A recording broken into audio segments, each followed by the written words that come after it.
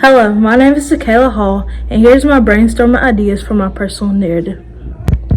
I first started off by answering the questions that was given and what you should think about while you're brainstorming. Number 1. A memory significant to me was in the class right after I saw the grade I made on my math test. I almost got every single question wrong on a worksheet. This was significant to me because I remember feeling like such a failure that day and I knew nothing. And I also felt like my grade defined me.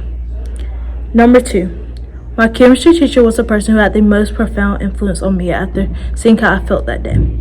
She gave me advice on what she did when she went through the same thing and let me have a moment to calm down after her class. Number 3. An aspect of my experience that was frustrating was the fact that I'm usually good at both math and chemistry. And another thing that frustrated me was that I studied for my test and still managed to get a bad grade. Something challenging was being able to tell myself that I wasn't a failure and that it was just one bad grade and I'll move past it. Number 4. I can share my experiences in a way of explaining from being disappointed from working so hard for something and not getting the results you quite hoped for. Another way I can get the reader to see my experience is by deeply explaining my emotions and explaining my thought process at the time. The second part of my brainstorming process included jotting down ideas or sentences I wanted to add, and I set a timer for 10 to 15 minutes writing down what my mind could think of. Being able to jot down sentences was an easy way for me to brainstorm, opposed to doing a mind map. The first sentence I was able to come with was, I get to class and all of a sudden my heart is racing, palms gaining moisture, my thoughts become like a mirror in a steamy room.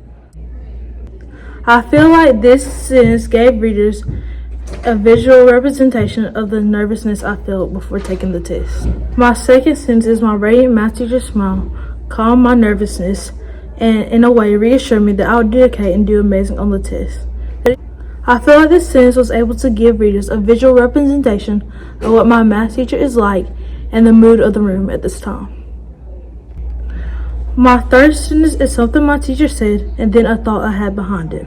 The sentence reads, is everyone ready for this test? I thought to myself, I should be. I spent all last night preparing, showing how I felt that I was ready to take it. I feel like my last sentence showed how nervous I was after turning my test and waiting for the results. My last sentence reads, curious how I did, my foot tapping the floor as my teacher calls out everyone's name to see their grade. I hope you enjoyed it. Thank you.